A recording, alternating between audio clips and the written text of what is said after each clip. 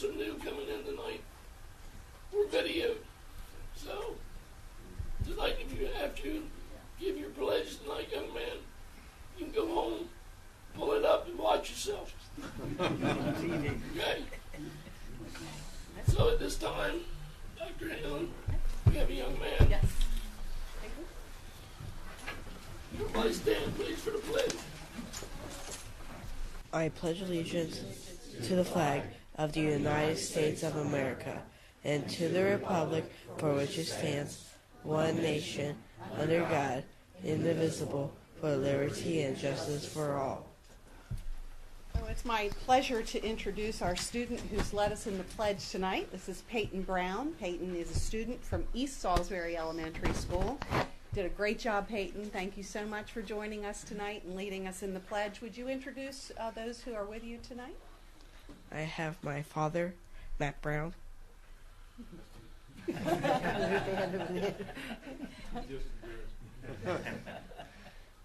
Then my grandpa, Neil Keddy. Then my mom, Heather Brown. And your Tell principal. your grandfather, thank you for his service. Thank you. Thank you very much. Thanks, Grandpa. And we have your principal with us, too. And Mr. Jones. Thank you, Peyton. You did a great job, and I have something for you.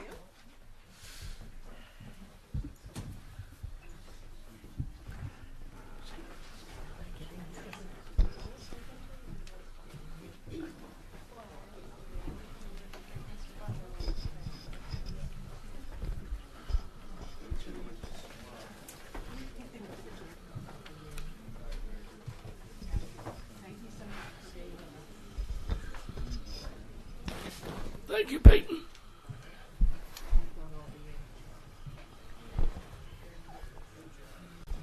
Moving along, 3.2 on our agenda is approval of our agenda. I'll entertain a motion. Move to approve. Second. I got a motion and a second. Any discussion? Hearing none. All those in favor signify by saying aye. Aye. 3.3. Moment of silence for D. Hales. Dee was an elementary teacher at Northwestern for a number of years. I have had the fortune to know her through her daughter, who played softball for me in rec league. So at this time, in your own way, please observe a moment of silence.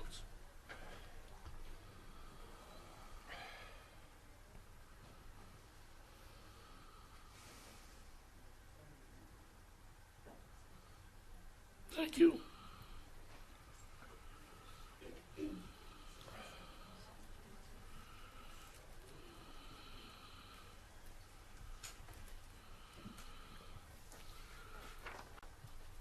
.4 is the best part of our meeting each month, hearing from each one of the high school representatives. And at the table tonight, from Parkside, Sarah, how are you? Good. How are you? Good. What's going on at Parkside? Nothing? Oh, there's a lot. Okay. Just hold on. Good evening, board members. We hope you had a good holiday break. Within the past month, Parkside has been ringing in the new year. Since we've last seen you, our Ram Fam has donated $505 to the Bless Our Children charity from the sales of our Christmas trees made by the clubs and organizations at Parkside. The Parkside Choir and Band finished off the year before break with their winter concert, which had a very impressive attendance and wonderful performance. Following the break, park testing took place and it went very smoothly. The winter sports have been excelling so far this season. The wrestling team has had a tournament the last 2 weekends, and they did quite impressive results. Indoor track has also been making milestones with the most previous meet, their best meet of the year. The athletes have achieved 24 season personal records. Senior Michael Harmon is currently ranked number 1 in the state for Maryland's 2A and junior Ashley Thomas is 0.05 of a second away from breaking the school's record in girls hurdle. Both girls and boys basketball has been doing very well this season. Parkside is also very happy to have lent the auditorium to 3 other schools for their holiday concerts. Parkside is looking forward to the production of Clue on Stage that takes place this week. Parkside students from the Theater VPA program represent the school very well as 4 of the 7 leads. The show takes place Thursday, Friday, and Saturday at 7 p.m. in the Y-High Auditorium. Tickets are $8. I'm Miss Scarlett, which is why I'm wearing so much stage makeup, and we hope to see you there. Later this month, Parkside will be holding auditions for our talent show. 7 p.m. Every student is welcomed. The WRAM page through journalism is now available on our website, and the WRAM news station is up and running, despite relocation. Parkside is reminding everyone to keep kindness in their hearts for the upcoming months. Our seniors are also very excited about prom and graduation, and we cannot wait to see what the next months have to come. Anything else? Well, I don't think you had anything going on this month. Thank you for your report. From Mardella High School, Deanna Stenton. How are you? Anything going on, Mardella? A little bit. Good. We're easing back after the new year. Alright. A member of our track team, Jacob Shelton, earned a ribbon at the invitational meet before the break. He currently got his season best, and the band and alumni were at the basketball game tonight versus Wicomico. By the way, the girls won, and they were celebrating the renovations that were done to the gym. When I left the game, the boys were losing by 10 points, but hopefully they turned it around. Our wrestlers did very well at their tournament last week, with several team members placing in their weight class, and Eli Brown was recognized for winning all of his matches by pins. Now moving on to some of the arts. The symphonic band played at Wicomico's Veterans Wreath program before the break, and our school will be hosting All-Star auditions for the 5th year in a row on January 26th, and the band is excited to audition and very hopeful that we make it. I'll be auditioning myself. And for solo and ensemble, the ensembles are being put together and performances are being made for the festival, which is going to be on the 22nd of next month. So the meeting in March, I can let you know the results from that. And then rehearsals for the play You're a Good Man, Charlie Brown are starting this week, and we had our auditions for them last week. And our SGA had a holiday spirit week before the break. The door decorating contest and the ugly sweater contest got very, very competitive between all of the teachers. They spent so much time decorating all their doors very elaborately, and in the end, the hallways kind of looked like a winter wonderland. And our SGA is prepping for our Winter Spirit Week that's going to take place in February, our Winter Pep Rally, and our Winter Dance. And lastly, we're planning our fundraiser called Pennies for Pasta, and basically this fundraiser helps raise money for leukemia research, and we've done this every year that I've been in SGA. And we look forward to continuing our winter sports seasons, hoping that the basketball teams, wrestling teams, strength and conditioning, and track teams keep going strong, and our winter festivities such as the dance, and we can't wait to share more with you again next time, because I'm sure things will get busy again. Now that you have one more announcement. I do? Okay. We beat them. The boys team came back. Thank you. From James M. Bennett. Ron, how are you? Good, how are you? So you brought the principal with you to keep you straight tonight? I did. Good evening, board members. Good evening. So I want to start it all off with our art club's Bob Ross night right before winter break. So many parents and students came together and we all built great masterpieces together. So that was one incredible night. Now, as you all may know, that Bennett scored a 3 on the ESSA ratings. So our ILT board is preparing a presentation for parents and students. And now, in February, we will have our Winter Spirit Week and our Winter Pep Rally on February 14th, on the Day of Love. And our Clippers Choose Love campaign is thinking about doing some incredible things like every year. We will also be hosting a multicultural week on the week of Martin Luther King's birthday. And lastly, our incredible testing coordinator, Mrs. Tessa Densil, is receiving the Extra Mile Award from all of James and Bennett's students and parents and staff. We are extremely appreciative of all the hard work that she puts in and make sure that every student gets the opportunity to graduate and to do well on all the tests that we take. So thank you so much. All right, thank you. Thank you. And from YI, Macinda, and I'm not going to try to pronounce your last name. How do you pronounce it? Kahiria. Okay. Glad to have you. Sorry about that. Thank you. Good evening, everyone. My name is Millicent Kahiria, and I am representing Y High Student Government as the second vice president of the SJ Executive Board. Whether it be academically, musically, or athletically, Y High students have exhibited their work ethic over the past month. First, our winter sports teams have been incredibly successful. Last Tuesday, our varsity wrestling team enjoyed their first team win of the season against North Dorchester High School as a result of their hard work and perseverance. On the track, our athletes' performance continues to improve as well. Quite impressively, the boys placed 4th and the girls 5th out of 14 teams at this past week's track meet. Last Tuesday, both of our varsity basketball teams earned well-deserved wins against Mardella. Our teams will play Stephen DeGator tonight, and we are sure that they will have wholehearted support from our Y High family. In addition, 2 of our boys' varsity basketball players, Dorian Stevens and Jaden Baker, were both nominated for Del Mar Vernal Athlete of the Week. As the winter sports season continues, we wish all of our sports teams the best of luck. Despite the fact that the fall sports season has ended, some of Y High's fall sports athletes continue to receive various honors. Most notably, senior Danye Johnson was awarded the 2018 Sportsman of the Year award for his commendable behavior both on and off of the football field.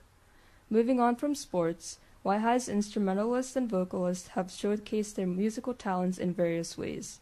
On December 8th, 5 members of the Y High Band, Daniel Davis, Autumn Massey, Kate Stone, Melissa Schilling, and Joshua Jackson, proudly represented our school at the state level at the Towson Honors Band. Y High's bands, choirs, and orchestra successfully presented a joint winter concert on December 13th that featured a variety of pieces. For the past few months, students from all 4 high schools in Wicomico County, as Sarah mentioned earlier, have been working hard to prepare for the all-county play, Coulon Stage, under the direction of Y High's Ken Johnson. The play will be held from January 10th to January 12th in the Y High Auditorium. Y High continues to be amazed by the amazing musical abilities possessed by many of its students. Our students have also demonstrated their commitment to achieving academic success. At the Advanced Academic Awards held on December 20th, our guidance counselors recognized 109 students who have excelled academically, maintaining a 3.5 GPA and remaining enrolled in numerous AP and honors classes. This past week, many of our students enjoyed 2 much-needed delayed openings, as some took the park test, which went smoothly. As the college application season gratifyingly comes to a close, Y High seniors continue to receive acceptances from various colleges, including Georgetown, Seton Hall, McDaniel, Temple, Loyola, University College Dublin, Drexel, Albright, and Stevenson. We are proud to announce that these acceptances have often been supplemented by merit-based scholarships and admittances to honors colleges. Y High seniors are certainly grateful for the teachers and guidance counselors who dedicated their time and efforts to assist them in the often difficult and stressful college application process. During the month of December, our honor societies partook in various community outreach activities. The members of our National Honor Society rang bells for the Salvation Army and volunteered at the Holly Center, where they caroled to the center's residents and delivered Christmas gifts. Combining their efforts on December 20th, our Spanish and National Honor Societies volunteered at Salvation Army's Angel Tree program, which provides food items and Christmas presents to families in need. In just one day, 31 Y High students, 2 teachers, and 1 alum worked alongside their fellow members of the community, helping to distribute toys and meals to nearly 500 families. Our student government successfully hosted a biannual blood drive on December 8th, with over 30 students and faculty generously giving blood. For their willingness to give back to the community which they are part of, Y High is incredibly proud of its students. Lastly, we are looking forward to embracing the new year with open arms at Y High, ready to undergo continued academic, athletic, and musical growth. We are certainly excited to share with you our accomplishments over the next few weeks at the upcoming meeting. Thank you. Thank you. Thank you.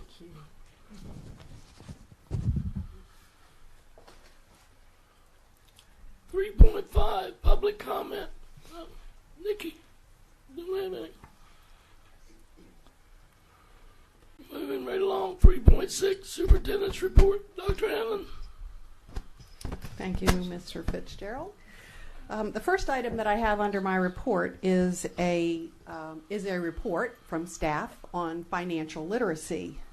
I heard repeatedly during the election season the question about what do we do in our schools on the topic of financial literacy. And so I thought that it would be a worthwhile topic to share with the board what we're doing in our schools, and most especially in partnership with Junior Achievement. So I'm going to turn it over to Mrs. Malone.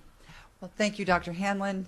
Mr. Fitzgerald, thank you so much for the opportunity to highlight one of the things that comprises our educational program. This evening I am going to be joined by folks from our instructional staff who are intimately involved in financial literacy, and that includes Mrs. Lori Bach, who is the supervisor of social studies, and Mr. Nick Thompson, who is the supervisor of family and consumer sciences. Don't be bashful. I was hoping they would take the cue. They are now. And we are very happy this evening to also be joined by our very important partner of Junior Achievement of the Eastern Shore, and that's Ms. Heather Dennis, and she is one of their program directors. So we thank her very much for coming this evening as well, and she's going to highlight some of our involvement with Junior Achievement. So with this in mind, financial literacy is a requirement under the laws of the state of Maryland, and that is the specific reference from the Code of Maryland. Within that, since 2011, we have had a requirement to align instruction with the curriculum standards as established by the Maryland State Department of Education. There are 6 of them, and they are all encompassed within grade spans of 3 through 12. You'll notice that standard number 1 has to do with making financial decisions. Standard 2 has to do with careers, understanding the value of education, and its impact on overall income. Standard 3 is planning and managing financial decisions and specifically money. Standard 4 is specific with credit and debt. Standard 5 is creating and building assets and wealth. And then Standard 6 is managing that wealth through making good decisions with risk and preserving wealth. So you might say, wow, which ones of those are with grade 3? Which ones of those are grade 12? Well, the answer is they are all in grade 3. They're all in grade 5. They're all in grade 12. But the complexity of the standard changes with the grade band. So, for instance, in Standard 1, which involves making informed decisions, you'll notice that by the end of grade 5, which is the end of elementary school, we want students to be able to explain that people make financial choices based on available resources, needs, and wants. So all they're doing is explaining that, understanding that. By the end of grade 8, the end of middle school, the standard is more complex. You'll notice here the word analyze, so that they can make that analysis of those financial choices based on available resources, needs, and wants for goods and services. So it's becoming a little more in-depth, it's a little more complicated, it's a little more complex. And then by the end of grade 12, we're moving up Bloom's taxonomy, and we want students to be able to evaluate those financial choices on their available resources, needs, and wants. So you'll see that there's a theme. It's resources based on needs and wants, but we want students to be able to explain them in elementary school, analyze them in middle school, and be able to evaluate them in high school. Now, with that in mind, in Wicomico County, we have elected to take these standards, all 6 of them, and infuse them in already existing courses, so that we do not have a specific financial literacy course, but instead we make sure that these standards are addressed in various courses. They are primarily in our social studies courses and our family and consumer science courses, hence Mr. Thompson and Mrs. Bach being here tonight. And we have to provide our teachers with the resources in order to be able to align their instruction with those standards. So we have a variety of resources that are available to our teachers. They come from a wide variety of organizations, some of them financial institutions, some of them government institutions, but in all instances, they are either a 501c3, a nonprofit organization, or the nonprofit part of a financial institution. One of those is EverFi, and they have 3 programs that we use in upper elementary school and in middle school. The first one is EverFi Vault. This one helps students understand how to build a stable financial foundation. And these are ready-made lessons that teachers can use. The second one comes from EverFi, but it's in conjunction with the Network for Teaching Entrepreneurship. And this one is the EverFi Venture, which allows students to understand how to indeed create a business, run a business, manage a business, and thrive in an entrepreneurial setting.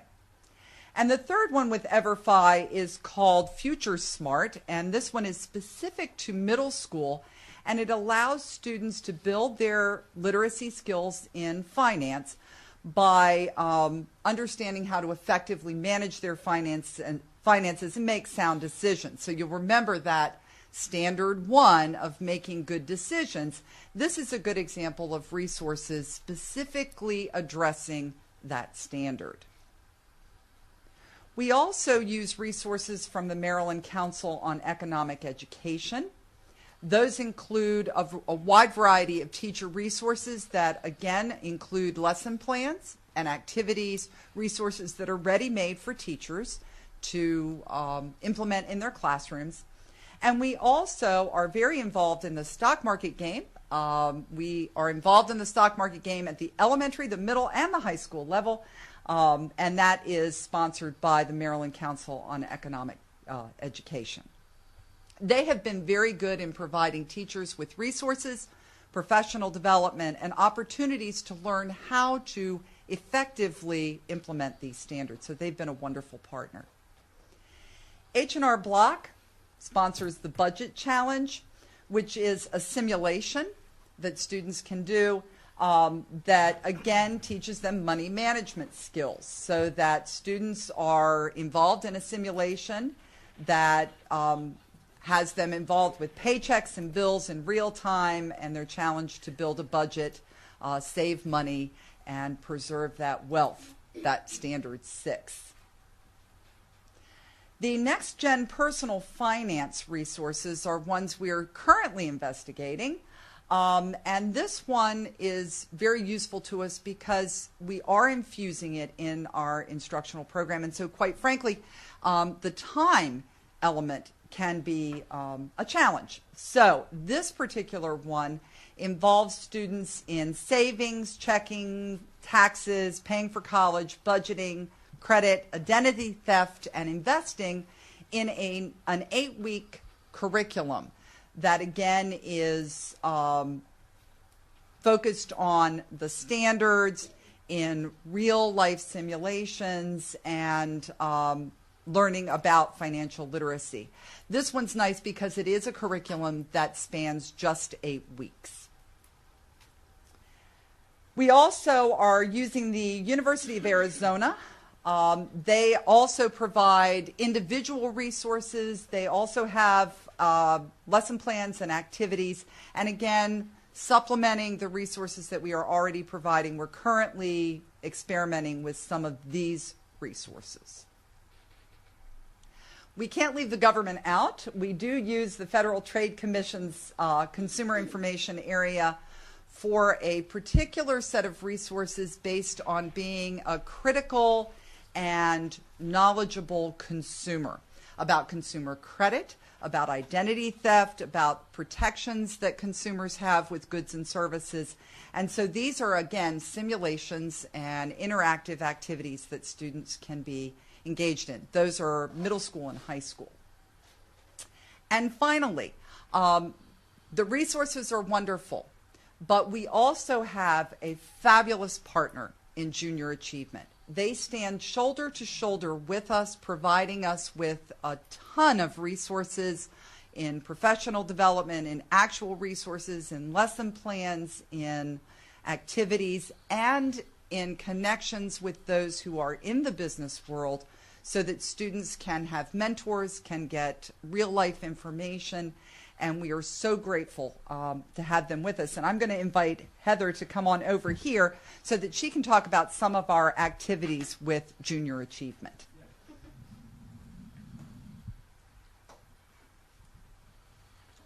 I haven't talked on a microphone in a long time. Tonight will be all right. Good evening. Thanks for having me here. I really appreciate the invite to kind of showcase how we are helping Wicomico County meet these financial literacy standards. So I'm going to start off with what we offer in the elementary setting. We are currently offering programs to all elementary schools here in Wicomico County with a focus on 2nd and 3rd grade. If this elementary school does not have 2nd or 3rd grade, we then offer 1st or 4th grade programs. The 2nd grade program is called JAR Community.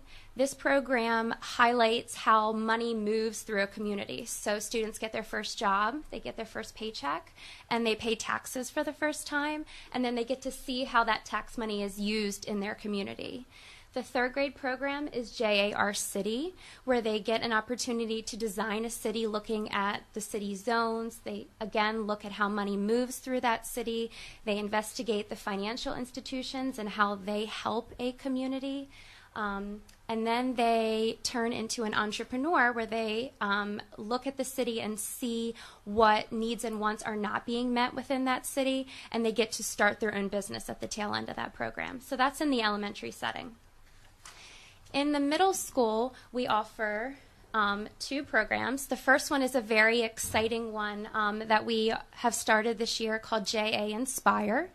It is a elaborate career fair. So at the start of this program, there are 2 classroom lessons that teachers do at the beginning to prep them for this event that will be hosted by us at the Civic Center. The first lesson, the students get to take a career assessment where they get to look at their skill set and the things that they enjoy, and that aligns them to a career cluster. They then plan out in the second lesson which career clusters they want to visit and which industries at the Civic Center they're going to visit. They develop their elevator pitch. They navigate the questions that they need to ask these potential future employers on what skills and kinds of things that they need. And then at the JA Inspire event, instead of it being a typical career fair where you walk up to a booth and you get information and you have a great conversation with a potential employer, these employers are asked to bring hands-on experiences for these students. So for example, there will be a plumbing company there and students get to maneuver different things that a plumber would do, or PRMC will be there and they will get to navigate what an ER looks like. So it's a more experiential type of job fair. So that's JA Inspire. And then the next one is JA Finance Park. This is probably my favorite junior achievement program because it truly helps students navigate what it's like to be an adult. There are 4 units within this, and you're going to probably hear a lot of what those financial literacy standards were. The first unit is on income, then it's savings, investing, and risk management, debit and credit, and then budget. And at the tail end of this, students participate in a real-life simulation where they're given a avatar and a life situation. So for example, I'm 35 years old, I make $50,000, I have 2 children, I have to live life as an adult and figure out my net monthly income and pay all of my bills, create a budget. So they really get to see what it's like to do all of those things that all of us in this room do on a daily basis. Lastly, part of that JA Inspire is the high school component. So we do work with your family and consumer science staff to invite a little less than 200 high school students to participate in a Career Day Expo with our Career Success program, which teaches them soft skills, the importance of knowing your personal brand and understanding what social media should look like so that you can get a job. They're rotated through 6 sessions, and then they also get to participate in the big JA Inspire Career Fair part of the day. So those are the programs that we are currently offering. And we are so grateful to have Junior Achievement as a close partner with us. So thank you, Dr. Hanlon, for being on their board, and thank you, Heather, for being here this evening. And with that, we are open for any questions that you might have. I'd just like to say it looks like it's a lot of fun courses there. Some of them I wouldn't mind sitting in on. My stock market's not doing too good lately. Well, fortunately for them, it's a game. For some of us, it is not. Okay. Back when I was in school, we had a program where the seniors, 11th and 12th graders, would go out and actually work for people in the area. Different plumbing companies, construction, whatever, like a half a day and earn a paycheck. Mm-hmm. Is this a factor in what you all are offering, or is it not a factor? If it's not a factor, could it be implicated or implemented? We do have on-the-job training as part of an important part of our career technology education. Just as you talked about plumbers, those that are in some of the trades at CTE do indeed go out on the job training, or they have on-the-job experiences. Some of them are paid, some of them are unpaid. We also have career research and development, which is a program that allows students to go out during the day and indeed get that on-the-job training for careers that they may be very interested in. Though it is not specific to financial literacy, we do have that as an important part of our instructional program. Because there was a program that the state had that helped reimburse or give tax credits to employers that used students. That I don't know. I know that many of our employers are very interested in having our CTE students as workers when they are still students with us, and then often hire them immediately upon graduation because we produce very, very competent and skilled workers for our workforce. Okay, thank you, Mrs. Malone. And Heather, thank you so much for being here. Yes, and thank you very much for, again, the opportunity to highlight what we're doing in instruction. I thought it was good information. Absolutely. So, Mr. Butler, we have our Extra Mile Awards for the month of January.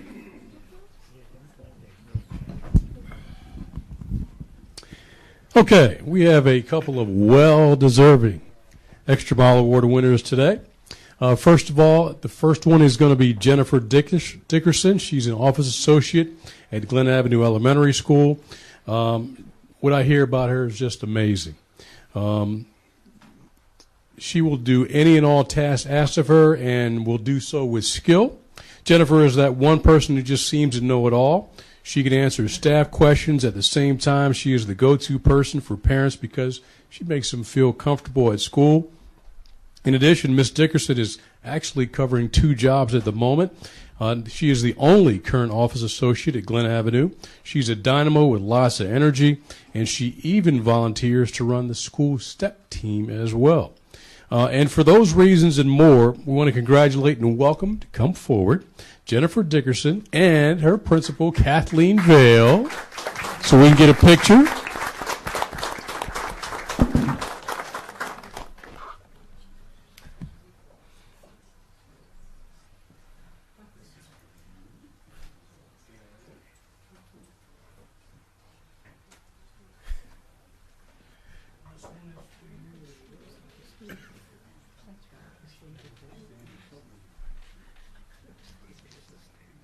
We appreciate Dr. Vale coming as well. Says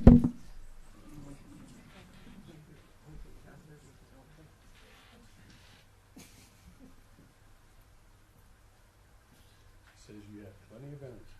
All right, here we go. One more. All right, congratulations.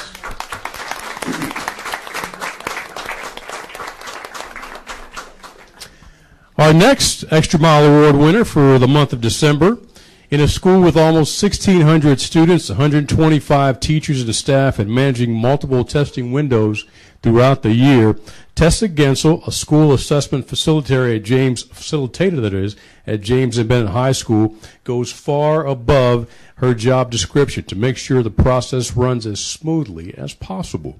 She also cares about her work, co-workers, and especially the students. Recently, during one of the testing sessions, she was fully absorbed with her testing duties and could have easily gone about her day. But she saw that another teacher was handling a situation with a student experiencing a full-blown asthma attack. So Ms. Gensel, in a calm, collected demeanor, notified the necessary people and stayed with the teacher and student until the EMS left to take the student to the hospital. Finally, Tessa goes above and beyond when she arrives around 6:30 a.m. and stays until 8 or 9 at night during the testing season to make sure that all the boxes are checked and also that everything is completed. And because of this, we want to recognize our second Extra Mile Award winner for the month of December, Ms. Tessa Gensel from James and Bennett High School, and Principal Amy Eskridge. Come on down.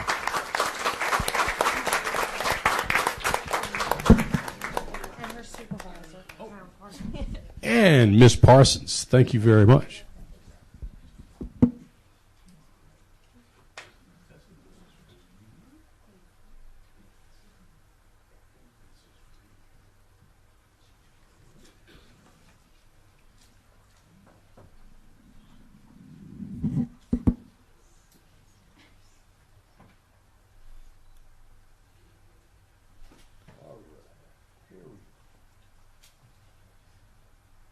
Everybody smile. One more. Thank you very much. Thank you very much, Tessa and Jennifer, for being our Extra Mile Award winners for the month of November, for going above and beyond for Wicomico County Public School students. We really appreciate you. Thank you very much, Mr. Butler.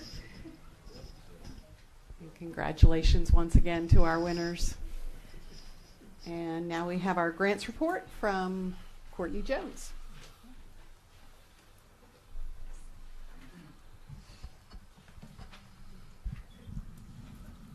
Good evening. During the month of December, we had 3 grants that were funded, totaling $12,784. The first from Harbor Freight for $4,995 for the Parkside CTE program. A playground grant funded through Game Time for $6,790. And a grant from the Maryland Humanities for the Salisbury Poetry Week for $999 for Salisbury Middle School. We had 7 grants submitted in December, totaling $66,461.57. The first to the Rotary Club for $4,450 for Prince Street Elementary. Another for the Rotary Club for $7,671 for a 3-point initiative softball and baseball program and tournament for Prince Street Elementary. The Rotary Club again for $3,000 through Bennett Middle School for a PBIS carnival. The Salisbury Wicomico Arts Council for the Salisbury Poetry Week for $1,000. The Chesapeake Bay Trust for $40,000 for an environmental education for kindergarten through grade 9. The Rotary Club of Salisbury for $8,810.57 for another program at Prince Street. The International Bowling Campus for $1,530, which is actually 6 sets of bowling equipment for Fruitland Primary. We have the breakdown for the state grants as well as the non-state grants. Year-to-date requested funds total $6,574,849.50, and the amount funded totals $5,097,459.24. And I stand for any questions.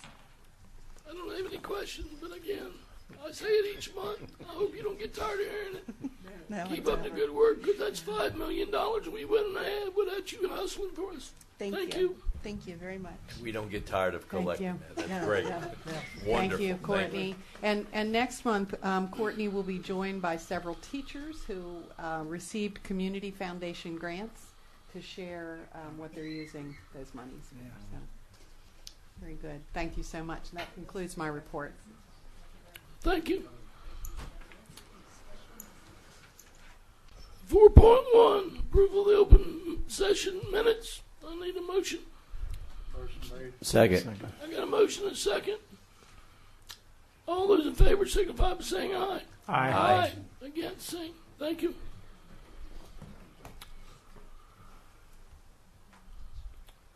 $5.1 to 5.6 are consent items. And for the public, we vote on all of them. All the board members had the opportunity to go over the consent items, had questions answered. And at this time, I entertain a motion. Move to approve. I got a motion and a second. Discussion. Does any board members have any discussion about any of the consent items? Hearing none. All those in favor signify by saying aye. Aye. Aye. Against, same.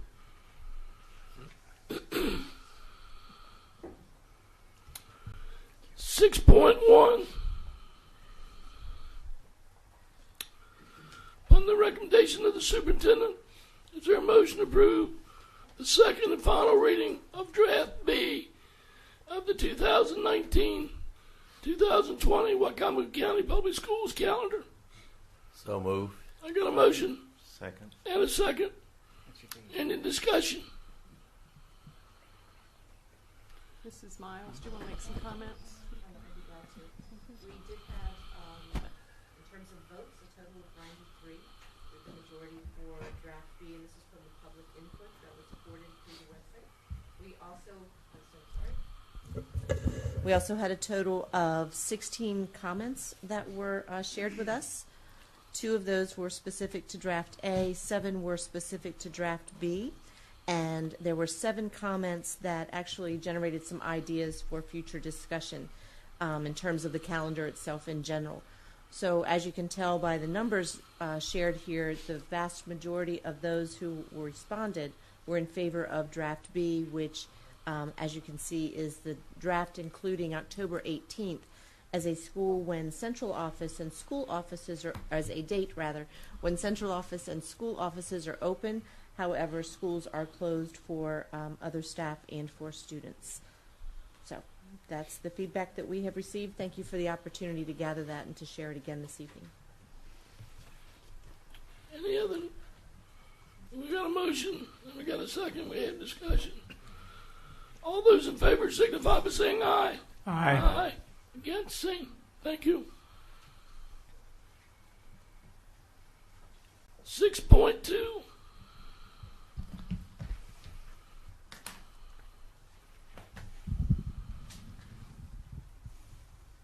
I'll get to it in a minute. Nice computer here. Our audit firm, TGM Group, LLC, certified public accountant, has completed the following. Compliance report under federal uniform guidance for the Board of Education of Wicomico County for the period ending June 30th, 2018. The audit committee reviewed the compliance report with the auditors on December 18th, 2018. On the superintendent's recommendation, is there a motion to accept the attached compliance report for the period ending June 30th, 2018? So moved. I got a motion and a second. Second. Got it? Discussion. Jesse. Good evening, sir. Good evening, Chairman Fitzgerald, Dr. Hanlon, board members. The compliance report consists of the auditor's report on internal control over financial reporting and the auditor's report on compliance for each major federal program required by uniform guidance. It was all good news. There were no findings. Another great year, but I stand ready to answer any questions you may have about the report. Mr. Malone and I had the opportunity to sit down with them, and I'm amazed as much as we have going on in this county and all the finances we have, and we get a report back like this. For Bruce and you and all the staff, please pass it on.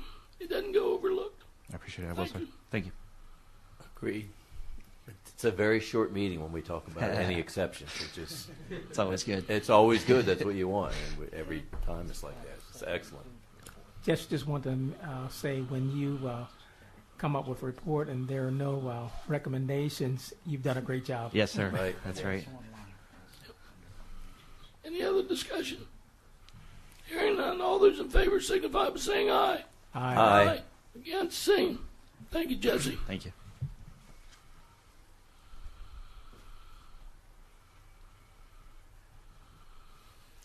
.3 Pinehurst Elementary Construction Manager Risk Selection.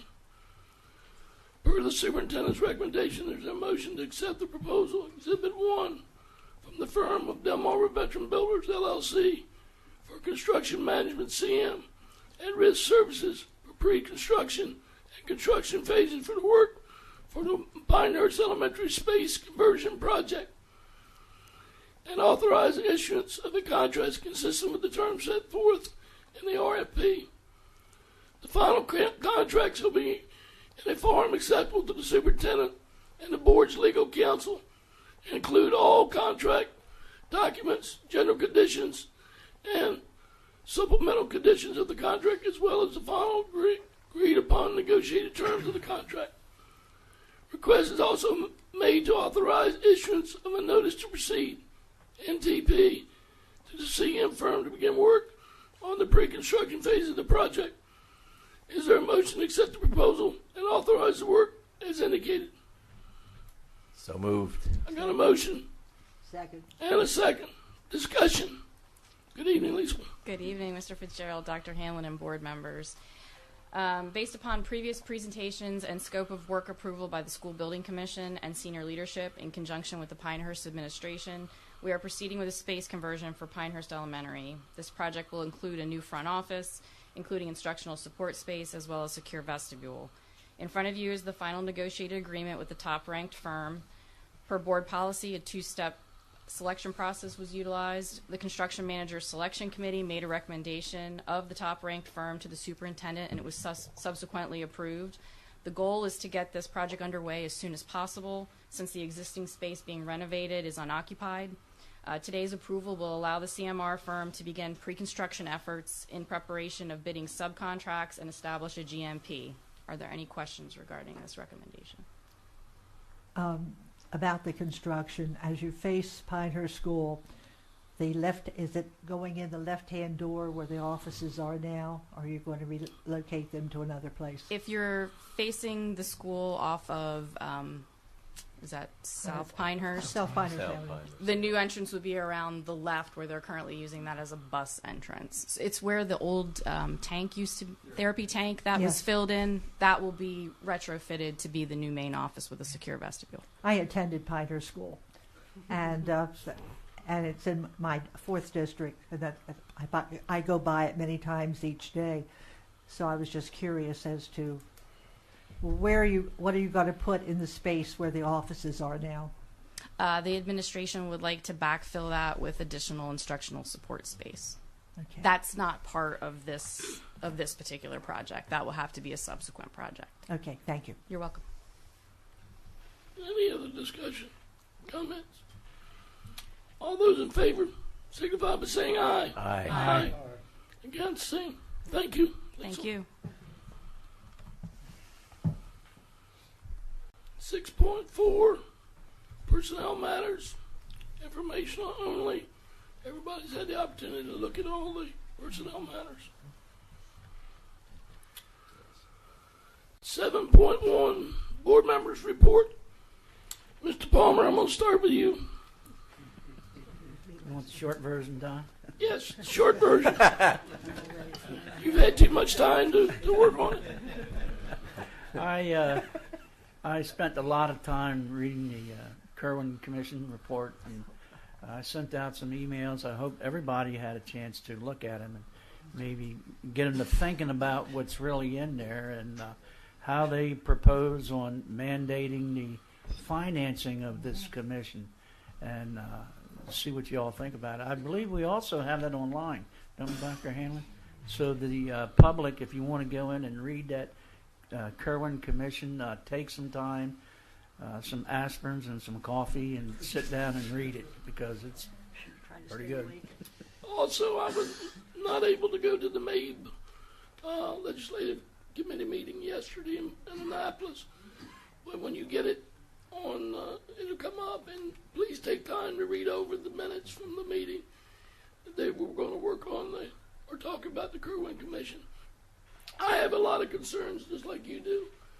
I think right now it's a wait and see game. Yeah, they delayed it a year. They delayed it a year, but yet they're going to have some people working on it this year. So, again, so that's all. Is that your short version? Short version. Okay.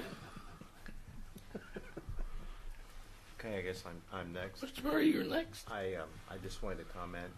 Last month I was able to visit some of the schools with some of the programs, thoroughly enjoyed them, and also looking from what I'm listening tonight with our high schools coming up with their different productions and things coming up. Looking forward to that.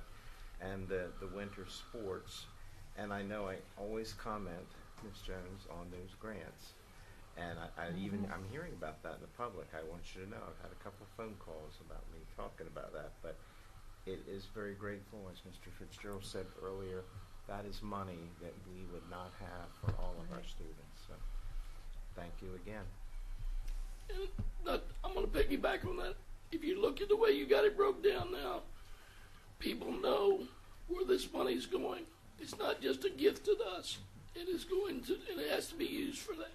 Specifics. Mr. Bloom.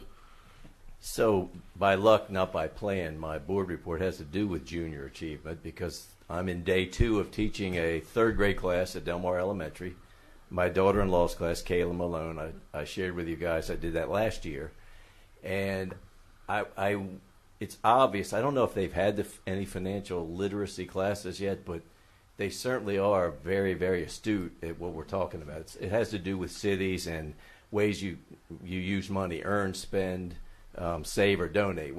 As an almost 40-year banker, I mean, this is the kind of class I like to teach. I can get excited about that. But again, the 3 things that I learned about this is how hard our teachers work. Because I shared with you last year, I did the same thing. Over the holidays, my daughter-in-law said, "Are you all ready for junior achievement?" "Yes, dear, I'm ready." Hadn't even opened the packet. So over the weekend, I spread it out on the kitchen table while my wife's taking down Christmas decorations, and she's asking me to help her. I said, "No, I got a lot of things to organize." And the things that you don't think about when you're not a teacher is it gives you the materials list, but then you got to tear the little pieces apart so you make them so you divide them into groups. So I'm putting little things in each little plastic bag, so I've got the groups ready. That's a lot of work. And if there's any teachers watching, that's pretty obvious. You're probably laughing at me. It's a lot of work. But it's rewarding. And you get there and you realize how much the students appreciate somebody from the outside. They're very attentive. They ask me a lot of questions. I love to go off the script and just answer questions about the bank. And they're really catching on. And it's obvious they've already been worked with by either parents, mentors, or the financial literacy, which I didn't know was going on, because I was surprised at how they're answering questions. Another part of the unit is about visible money or invisible. Visible being cash, invisible credit card, debit cards. And they're very up to date on this. So I was pleasantly surprised. Now I know why. It's the great Wicomico County school system is a step ahead of me. They've already taught them all these things. But it's a great learning experience, and it's for me, and it's good for them. So thank you, Mrs. Malone and J.A., for doing this. That's me. I'm done. So after tomorrow, you're taking the rest of the week off? Yeah. I'm up at 5:30 doing all this every morning. Man. Okay, I'm ready for you this month, Mr. Fitzgerald. I want to do a couple of commercials. The first one for the Ward Foundation. They will have, for about the 20th year, the Student Art Show. What we are doing is calling all young artists, grades K through 12. This is the annual art show, and the theme is How We Live with Nature. The deadline for entering is February the 15th. The opening reception will be Friday, February the 22nd, from 5 to 7 p.m. Now, if you have never been to one of these receptions, I've worked it for about the last 20 years, and we have over 500 people. And these are the student artists, their parents, and grandparents. So I will remind the board about this next month. The rules for the submissions are found on the Ward Museum web page. Second commercial I want to give this evening is for the horticulture program at CTE. Now, they will not be having any flowers until about April. But they have the best honey you have ever used. Now, how many times do you think about a nice hostess gift or something to take to someone who is ill or granny who doesn't need any more stuff? So think about the CTE program over at Parkside, and especially that good honey. We had an email about 3 weeks ago about the volleyball club over at SU. Normally, I probably would not have paid any attention to it at all. But last October, SU had I Love Salisbury, where they send multitude of students out to the SU community to help us poor old folks rake our yards and keep our houses clean. Well, I had 12 gorgeous young ladies who were members of the volleyball club at SU. So when I got Dr. Hanlon's email about this group wanting to use the Wicomico County facilities, I did pay a little more attention to it than I normally would have. During this past month, future month, I plan to attend the NAACP dinner and also the State of School Address Luncheon. I also noticed when Dr. Hanlon sent us an email a few weeks ago, she had a meeting with the teachers from each school, and they mentioned all the wonderful activities that were going on in the schools. And I thought, gee, I'd like to go to some of those. So I asked Dr. Hanlon this evening at dinner that maybe she could contact the schools and have them email the board members so that we could attend some of these really fantastic activities, and then we can spread the word in the community that, now we went to this activity and our schools are doing great. Thank you. Thank you. Mr. Brenton. Over the holiday break for students, I had an opportunity to go out to the Civic Center for the Governor's Challenge. And a couple of things. Number one, in addition to the academics, we're teaching our kids good manners. This gave the students a safe haven, something to do during that time. And it also showed the value of athletics along with the curriculum for students. I was very pleased because I would walk around and talk to kids, and they were doing well in terms of their behavior there. They all seemed to be enjoying themselves, and they all seemed to be pretty happy about what was going on in school. They made mention of the fact that the only thing that they complain about, and I said I will see what we can do about it, is the cost to get in. Because some of them, I know there's some kids who would like to go, may have children, 1 or 2 in a family, and they just can't afford that. So I'm looking at working with some of my Rotary Club fans and other organizations to see if we can't do something in terms of scholarships for some of those kids, because they really do thoroughly enjoy that, and it was something to keep them busy and out of trouble. Secondly, during the Christmas holiday, we also, the Rotary Club and a couple other organizations, ring the Salvation Army bell out at the mall, and I rang it a couple of times, and I was real pleased because kids that would come by, some of them would know me or they know the individual that I was ringing the bell with, and they would put money in the kettle. And a couple instances where the kids didn't have money, they would ask their buddies for money, and they would put that in the kettle. So it goes to show that not only are we teaching them the academics, but we're teaching them some of the value of life, of giving back, and how to enjoy something that's being provided for them, like the recreation and parks and things that we do. And the last thing I want to say, Courtney, keep asking the Rotary Club for money, because that tournament we raised about $39,000+ and all that money is going right back into the community with programs for kids. Thank you. Mr. Gosley. Well, unfortunately, I was not very active in the latter part of November and December due to personal either health problems or the loss of my brother-in-law. But there's a big thing that we have to be concerned about in the county, because sooner or later it's going to hit us. And that's what Mr.